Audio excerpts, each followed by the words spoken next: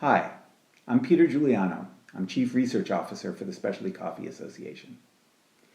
In late June, SCA circulated a number of surveys in multiple languages aimed at understanding the impact COVID-19 is having on the global specialty coffee industry, how specialty coffee businesses are coping with the impact of COVID, and best practices in reopening and recovering.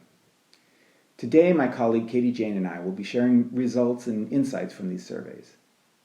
But first of all, to note, the surveys were both global and national, meaning that we conducted the surveys in English, Spanish, Korean, and Chinese. We also collected data about the respondents' nationality. Though this gave us the opportunity to look at COVID impacts at the national level, we quickly noticed that the data was very consistent globally. In other words, COVID-19 and the attendant economic and social crisis are impacting specialty coffee business in very similar ways throughout the world. So for this reason, we'll be focusing here on sharing the globally consolidated data. We'll be sharing specific data from countries where we had substantial participation with the SCA chapter from that country, individually. Special thanks to Pacific Foods Barista Series for their key role in supporting this work and our dissemination to the coffee community at large. Okay, so let's begin with the data. Let me first introduce Katie Jane von der Lieth, SCA's Research Project Manager, who executed and managed these surveys. After that, I'll return with some analysis. I'll start off by explaining a bit more about the survey methodology and the data that we collected. As Peter mentioned, we disseminated this survey in 4 different languages, in English, Spanish, Korean, and Chinese. Each survey was open for about 1 week, and we asked approximately 20 questions about respondents' experiences related to the coronavirus pandemic. In total, 1,227 people from 73 different countries responded to this survey. This is a great turnout, and we're really pleased to have representation from such a large group of folks from so many different locations. That being said, I do want to note that these results are meant to be illustrative, and they're meant to provide a snapshot of the specialty coffee community's experience at this moment in time. Let's go ahead and take a look at the geographic dispersion of the respondents. The United States comprised 29% of the respondents. South Korea was next with almost a quarter of respondents. 8% of respondents were from China. 4% of respondents were from the United Kingdom. 3% of respondents were from Italy. And 2% of respondents were from Mexico, Canada, and Greece. For respondents who indicated that their business was located in the United States, we asked for their zip code. We mapped those zip codes to get a sense of where respondents were located in the US. And you can see that we got folks from almost every state, though we are missing a few, and that there's definitely some concentration in major cities, as you might expect. One of the first survey questions we asked was, which of the following categories best describes your coffee business? Respondents, as you can see, mostly came from the coffee retail and food service sector, just over a third, followed by roaster wholesalers at 17% and roaster retailers at 16%. Manufacturers, suppliers, importers, exporters, the media, and associations were represented to a lesser degree. Of those 11% who indicated other, many of those were involved in coffee education or coffee consulting services. So we'll be sure to add that category to the list of options in any subsequent surveys in which we ask this question. So for respondents that indicated that they had a retail location, so cafes and roaster retailers, we asked a follow-up question. We asked them how many retail outlets that they have. And this helps give us a sense of the size of these organizations. For this question, we decided to disaggregate the data by language, since this was one of the few questions where we really saw a lot of variability amongst the different language groups. As you can see, the Korean-speaking respondents, 82% of them had 1 retail outlet location, which is quite different from the English speakers and Chinese speakers, 50% of which had 1 retail location, and 62% amongst Spanish speakers. In the 2 to 5 category, you can see that there's a big drop amongst Korean speakers. And then in the more than 6 outlet space, you can see that only English speakers really have a notable presence there with 15%. So this next question is not just for roaster retailers or cafes that have retail spaces. This question was asked to everyone, and the question was asking folks about the impact of COVID-19 on their organization. The responses available ranged from existentially negative, essentially going out of business, on the negative end of the extreme, and then on the positive extreme was significantly negative. And then in between there was a spectrum of responses available, and then we also gave folks the option to answer that they were unsure about how COVID-19 had impacted their business. This is one of the questions where we were really surprised to see strong alignment amongst respondents regardless of their geography or language. Significantly negatively affected was the most common response, with 43% of respondents. And then you can see as the options become more positive, moving to the right, the frequency of responses tapers off, with 27% reporting a somewhat negative impact, 8% minimally negative, and so on. And then on the opposite end of the extreme, you can see that 5% of folks said that the impact was existentially negative and that they might be likely of going out of business. We conducted a nearly identical survey to this one in March, a couple of months ago. And we asked this same question during that March survey. We asked, how has the COVID-19 pandemic impacted your organization? This slide here compares the results to this question at these two different time points, in March and in the more recent survey in June. What's interesting to note is that though it's clear from the previous slide that in this current survey, folks are feeling overwhelmingly negative about the impact of COVID-19 on their business, you can see that overall sentiment as compared to March has actually improved. In March, 57% of respondents reported that their business had been significantly negatively affected, and 12% of respondents reported that they were likely to go out of business. Notably more negative than the results from June, as I mentioned earlier, with 43% reporting significantly negatively affected, and 5% of respondents reported that they were likely to go out of business. So by comparing these results to the same question at these two different time points, we can see that overall sentiment has become more positive in the last couple of months. I think it's important to take a moment to pause and think about what might be driving this shift, what might be driving these results. So on the one hand, it's possible that this positive shift in sentiment that we're seeing from these results is a reflection of business owners and people in the industry adapting to the new normal, to getting over the shock of shelter-in-place orders. On the other hand, it's quite possible that since March, those folks, maybe perhaps in that 12% that reported that their business was could be existentially affected by the COVID-19 pandemic, it's possible that those businesses have actually exited the market, and that this new sample that we're getting in this June survey is those businesses that have actually managed to stay afloat. It could also be a little bit of both. So this next slide shows the impact on different sales channels. We asked about 3 different sales channels: in-person sales to consumers, online sales to consumers, and sales to businesses, both online and in person.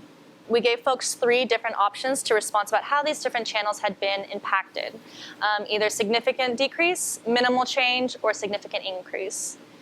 As you can see from the graph, and what is also likely intuitive, is that in-person sales to consumers have experienced a significant decrease. Sales to consumers online have either stayed the same or experienced a significant increase. And interestingly, sales to businesses, like sales to consumers in person, have also been significantly negatively affected. We also asked folks about the lost sales related to COVID-19 that they had already experienced. So we asked folks to estimate more or less what the percent loss of sales that they had experienced as a result of the pandemic. You can see that most folks responded in this 26 to 50% category, and then there's sort of a 3-way tie for second. About a fifth of respondents in the 0 to 15, 16 to 25, and 51 to 75% category. In addition to asking about lost sales already experienced, we also asked respondents to project the sales that they would lose in the future. And this slide here shows the comparison of those two responses. So the dark blue is past losses already experienced, and the lighter blue is anticipated loss in sales. So what you can see is in the past, these darker blue columns, they're further to the right, and you can see that the anticipated loss in sales is further to the left. And what's this indicating, it's not super stark, but there is some shift in sentiment towards people in the future anticipating that their sales their loss in sales will be less severe in the future. So this next question asked about revenue expectations in the following 3, 6, and 9 months. So here we asked folks to get a little bit more granular about their expectations for future sales. We don't have any information, unfortunately, from Chinese speakers or Korean speakers, and it's not because we're not interested in that data, but unfortunately we added this question to the survey after the surveys in Chinese and Korean had already been disseminated. So we don't have data for those folks. And for this question also, I will present these results in English speakers and in Spanish speakers. So they're not pooled. We've disaggregated based on language because we thought that there were some interesting differences between these results. As I mentioned, this question asked respondents to gauge where their sales would be in the next 3, 6, and 9 months. Using their pre-COVID-19 revenue as a baseline, the response options were 25% of pre-COVID revenue, 50% of pre-COVID revenue, 75% of pre-COVID revenue, back to pre-COVID revenue, and above pre-COVID revenue. So I just want to point out quickly that the graphs for this question are a little bit different than the previous ones about loss in sales. So in the previous graphs, the more negative responses were further to the right. And in this case, the more positive responses are further to the right. So just one thing to look out for as you look at these graphs. So looking at the 3-month timeline, for example, we can see that folks are clustered to the left, meaning that they're expecting to be at 25 to 50% of sales in the next 3 months. But as we move on to the 6-month outlook, we can see that the responses are shifting to the right, meaning that folks are anticipating closer to 50 or 75% of pre-COVID revenue. And then as we move to the 9-month time point, 46% of folks are expecting to be either back to pre-COVID sales or above pre-COVID sales. Now let's take a look at the same question, but for Spanish speakers. You can see that overall, Spanish-speaking respondents tended to have a bit more of a negative outlook, and you can see that their responses are clustering a little bit more to the left at each time point than their English-speaking counterparts. But you can see that, like the English speakers, their outlook is trending more positive as time goes on. So in the 3-month time horizon, almost 50% of respondents expected to achieve 25% of their pre-COVID revenue. At the 6-month time frame, the outlook is slightly more positive, and you see a shift to the right, indicating revenue closer to pre-COVID numbers, and even more so at the 9-month mark, where you have 42% of respondents anticipating that they will be at or above pre-COVID revenue. The final question we asked participants was about the status of their organization throughout the pandemic. This slide shows the English-speaking respondents' results, and in the next slide, I'll show the Spanish-speaking respondents' results. Unfortunately, this was another question that we didn't add into the Korean-speaking and the Chinese-speaking surveys, so we don't have results for those groups. For the English speakers, 52% had never closed, and 38% had been closed at one point but had since reopened. Combining these two categories, we see that 90% of respondents at the time of this survey were open for business. 7% of respondents were closed but had plans to reopen, and an even smaller 2% were closed but with no plans to reopen. For the Spanish speakers, they responded to this question a little bit differently. Combining these two bars, you can see that 76% of respondents were open for business at the time of this survey, with 33% of those having closed at some point, and a fifth of respondents are actually currently closed at the time of this survey, but are anticipating opening sometime in the future. All right, now that we've finished with the data portion of this video, I'll hand it off to Peter, who will guide us through some key takeaways and insights. Thank you. The first key takeaway we saw in our open-ended questions was a strong focus on worker safety, customer safety, and sanitary practices in light of COVID. Respondents mentioned implementation of safety and health procedures more than any other tool as a key competency during reopening. For example, 80% of respondents mentioned new cleaning and sanitation procedures being implemented. For this reason, SCA, with support from Pacific Barista Series, will be launching a new Science of COVID Safety in the Coffee House project aimed at informing retailers of state-of-the-art sanitation and safety techniques. The second major takeaway we saw was an emphasis on communications and marketing. 90% of respondents to our survey either never closed or have already reopened and see marketing as a way to communicate their ready-for-business status to the community. This is probably a good strategy.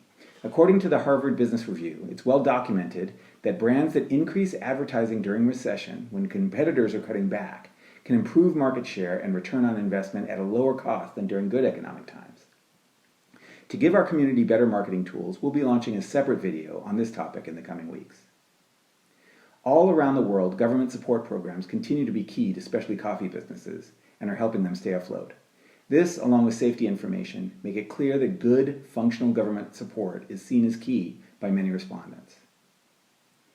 As had been noted earlier, respondents in this survey were somewhat more optimistic than in our March survey.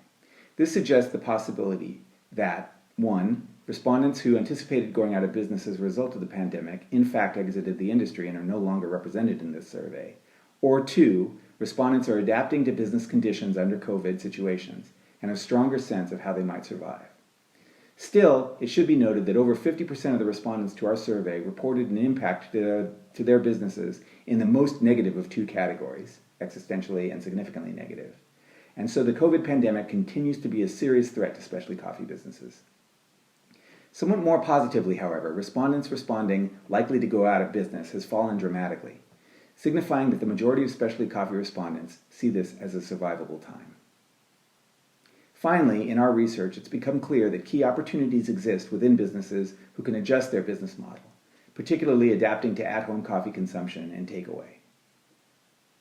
Thanks for watching this video, and we hope it's helpful to the coffee community. Thanks again to Pacific Foods Barista Series for their support of this project. My name is Peter Giuliano, and thanks again for your attention.